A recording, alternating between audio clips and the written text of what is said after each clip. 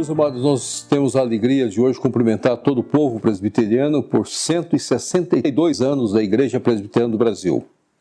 Dia 12 de agosto de 1859 chegava no Rio de Janeiro Simonton. Simonton tinha a visão missionária da evangelização do povo brasileiro. Nós não viemos como uma igreja de colonizadores, como alguns lugares, não uma missão colonizadora, mas uma missão específica para a expansão do reino, para a plantação de igrejas. Naquela época, Simonton veio de fato enviado pela missão para saber se no solo brasileiro teria condições de estabelecer uma igreja presbiteriana. Mas ele não só levou a notícia para o seu país e para a missão americana, dizendo que o Brasil estava em condições de ter a sua igreja, uma igreja presbiteriana, mas também já levou a notícia que uma igreja já estava sendo estabelecida e já estava estabelecida. 1859. Um homem jovem como Simonton. Um homem jovem que teve um chamado específico de Deus. O texto que eu gostaria de ler nesta hora para toda a igreja é Atos Apóstolos, capítulo 16, a partir do verso 6, quando assim deixa bem claro a todos nós. E percorrendo a região frígio-gálata, tendo sido impedidos pelo Espírito Santo de pregar a palavra na Ásia, defrontando Mísia, tentavam ir para a Bitínia, mas o Espírito de Jesus não o permitiu. E tendo contornado Mísia, desceram a Troade. À noite, sobreveio a Paulo uma visão na qual um varão macedônio estava em pé e lhe rogava, dizendo: passa a Macedônia e ajuda-nos. Assim que teve a visão, imediatamente procuramos partir para aquele destino, concluindo que Deus nos havia chamado para lhes anunciar o Evangelho. Simonton estava no seminário. Pela graça de Deus, estava se preparando para o ministério.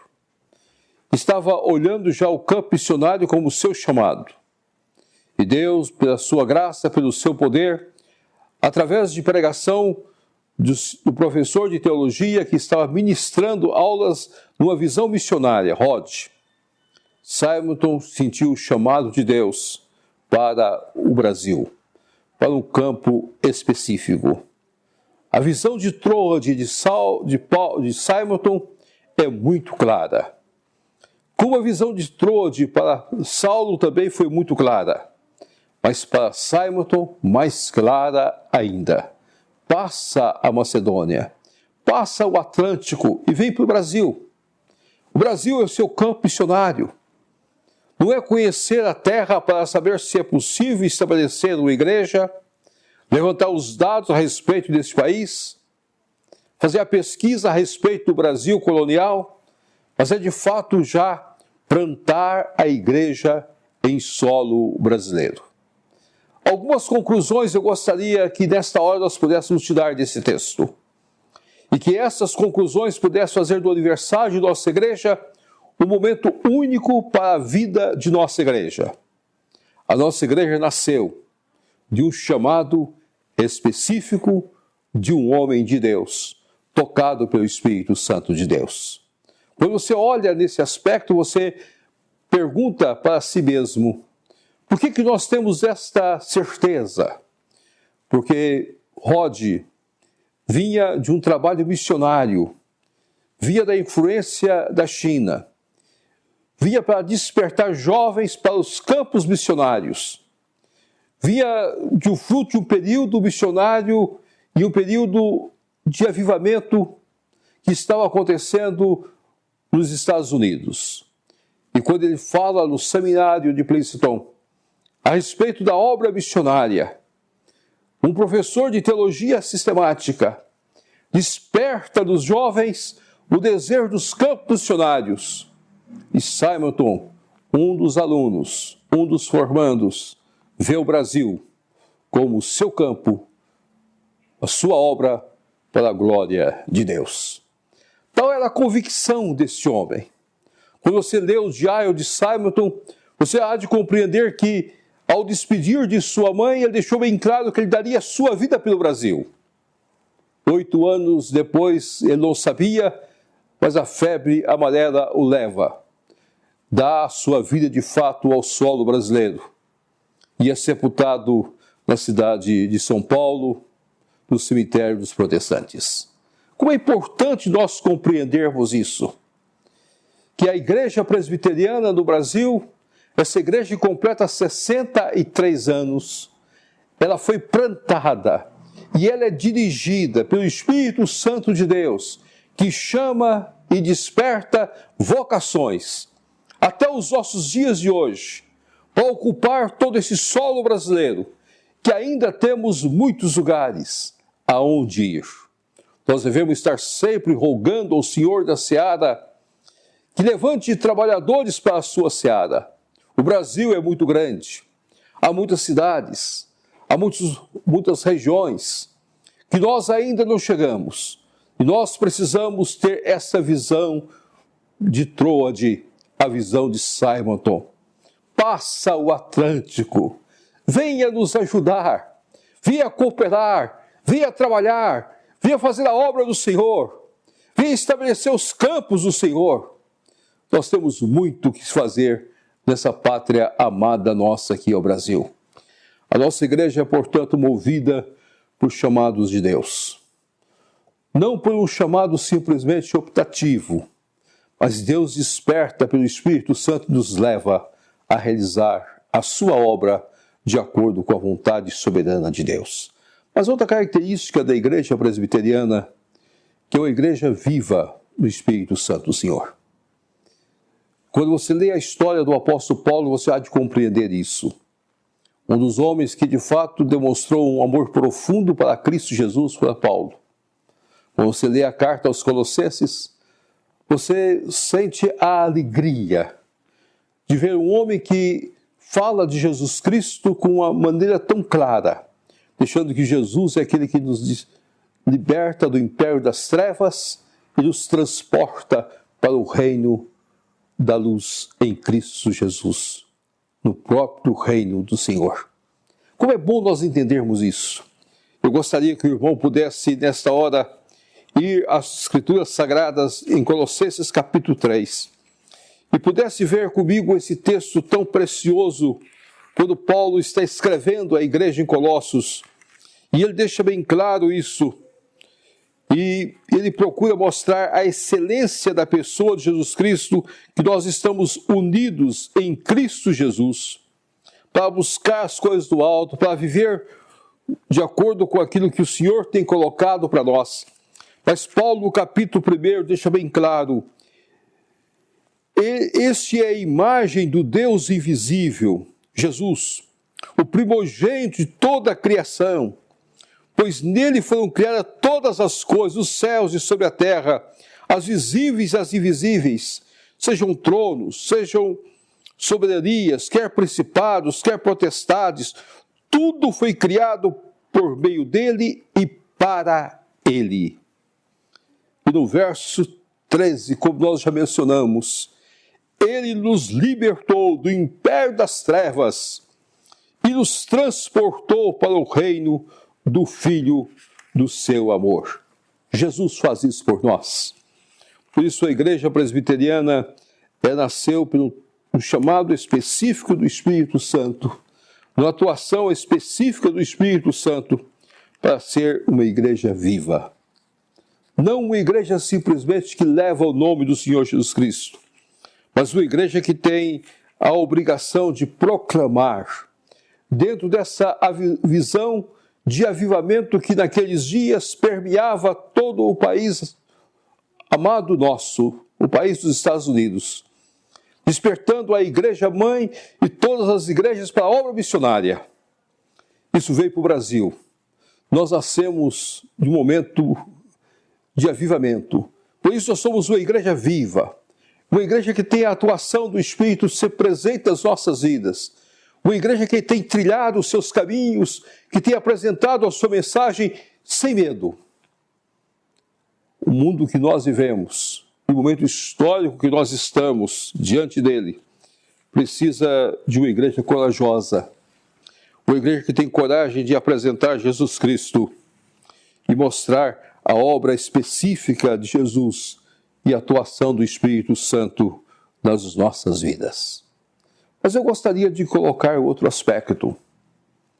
Uma igreja que nasce, é plantada por um chamado específico e continua sendo dirigida por esse chamado específico pelo Espírito Santo para testemunhar. Uma igreja que nasce em um período de avivamento e continua a igreja viva, uma igreja que de fato tem todas as prerrogativas dirigida e orientada pelo Espírito Santo. Mas mais do que isso, uma igreja que dia após dia anuncia o Evangelho da graça do nosso Senhor e Salvador Jesus Cristo. Anuncia o Evangelho da graça. Eu gostaria que os meus irmãos voltassem um pouco no tempo e nós pudéssemos visualizar lá na vida de Eliseu e pudéssemos lembrar do profeta Eliseu, o substituto do profeta Elias. E os irmãos pudessem olhar para Eliseu no período de guerra. E naquele período de guerra, Eliseu viu o exército ter a vitória sobre Israel, o exército da Síria. E o comandante daquele exército era Naamã. E Naamã, ao tirar a sua roupa de guerreiro, ao tirar toda a sua farda de comandante, ao tirar toda a sua armadura, descobre-se que ele é leproso. A sua lepra fica evidenciada. Possivelmente no meio da batalha, vestido como guerreiro daqueles dias, com toda a sua couraça, dirigindo os seus animais, dirigindo o exército da Síria, ninguém poderia imaginar que aquele grande comandante, no meio da batalha, era um homem enfermo, um homem doente. Mas Naamã, ao chegar à sua casa, desnuda-se e a sua lepra fica evidenciada.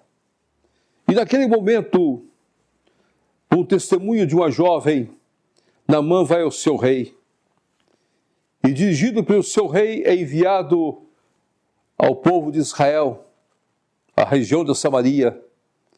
O rei de Samaria, tomado de pânico, porque pensando que a Síria queria novamente levantar guerra contra ele.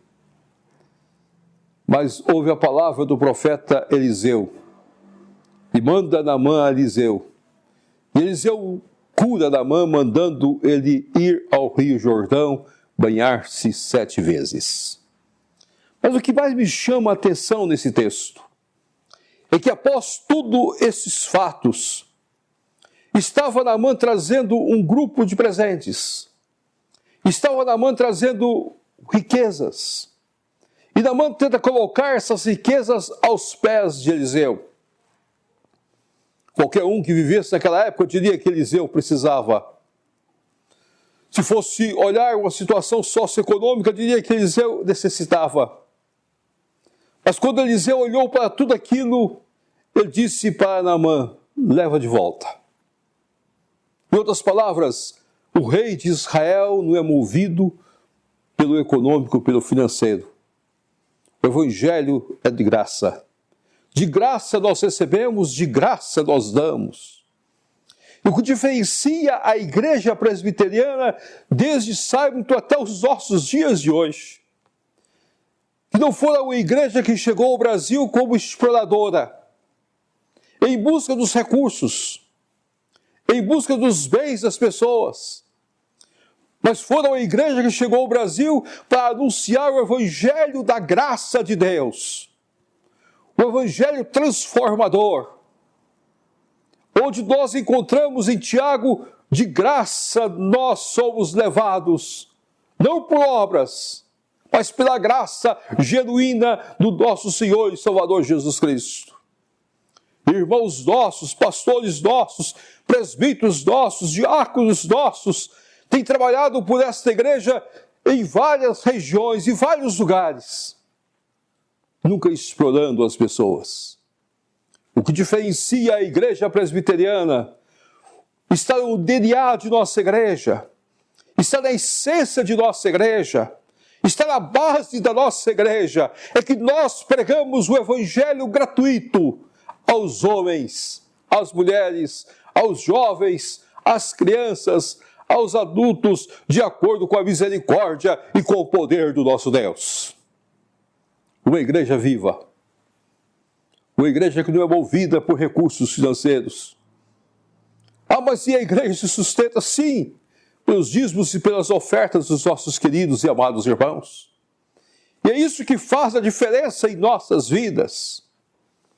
Nós não pregamos um Deus que é movido pelos recursos humanos, mas nós pregamos um Deus que faz de nós um povo abençoado, um povo diferenciado, um povo que de fato tem a graça e o poder do Senhor sobre as nossas vidas. Era isso que Paulo quis anunciar e anunciou nos seus dias. Paulo foi pregando, abrindo igrejas. Em alguns lugares, Paulo trabalhou com as suas próprias mãos para plantar a igreja. Alguns dos nossos irmãos desse Brasil nosso deram de si, deram de seus recursos, para que a igreja pudesse ser plantada, instituída, para a glória e para o louvor do nosso Senhor e Salvador Jesus Cristo. Igreja presbiteriana, meus amados, traz o seu DNA. Nesse dia de gratidão profundo a Deus, essas três essências que eu gostaria de deixar bem claro a todos. É uma igreja de homens, de mulheres, de jovens, de adultos, chamados pelo Senhor, pelo Espírito Santo de Deus, com pastores, com missionários, plantadores de igreja que têm um chamado convicto diante do Senhor, como Simon teve e como Paulo teve a visão de Troade. Irmãos e irmãs, que de fato são despertados para viver uma vida viva no Espírito Santo do Senhor, uma igreja de fato avivada de acordo com a graça, com a misericórdia, com o poder do Senhor, uma igreja transformadora do Espírito Santo, levando a mensagem de transformação aos homens e mulheres desse Brasil todo. E uma igreja que prega o evangelho da graça.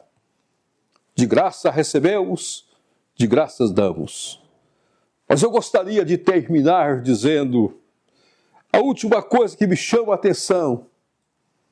Se os irmãos olharem que Paulo teve essa visão de Troade, estava começando o seu ministério. Foi na segunda viagem de Paulo. Simonton teve o seu chamado específico para o solo brasileiro muito jovem. Era um jovem pastor que chegava ao Brasil. Uma das coisas mais lindas que encanta a igreja presbiteriana, que a igreja presbiteriana tem 162 anos e ela não perdeu a sua juventude. É uma igreja sempre nova, é uma igreja sempre presente. Há poucos dias tive a oportunidade de falar para um grupo de pessoas que a constituição de nossa igreja é uma constituição que responde às indagações desse momento que nós estamos vivendo.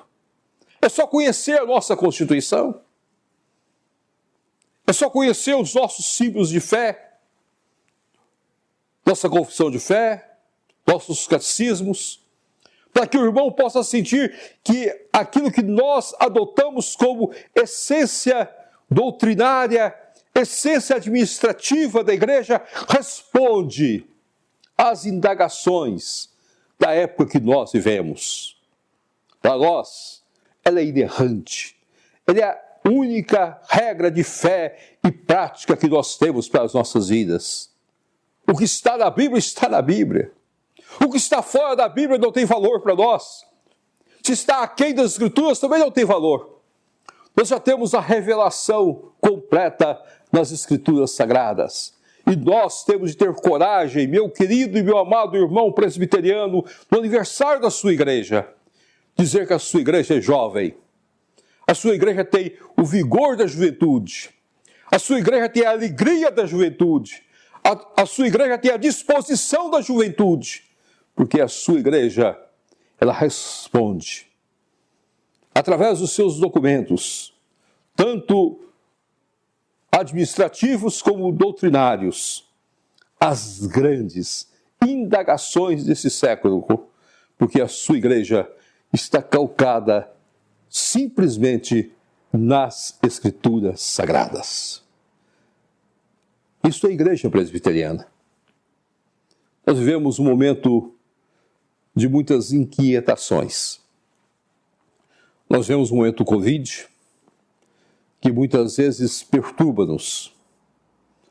Nós vemos um momento de contradições em algumas situações, de acusações em outros momentos, de saber o que é verdade e o que não é verdade. Mas eu gostaria que você pudesse sempre lembrar que a sua igreja se pautou pela pregação genuína, verdadeira do Evangelho do Senhor. Mas mais do que isso, a sua igreja tem respostas contra a corrupção.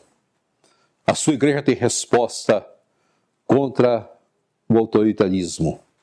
A sua igreja tem resposta para a autoridade única posta na Bíblia Sagrada, as Escrituras. É Deus que nos dá autoridade. E é Deus que nos ensina a respeitar as autoridades. É Deus que constitui as autoridades. É Deus que nos ensina a amar o solo, a valorizar o solo, a ter direito pelo solo, a lutar pelas nossas propriedades.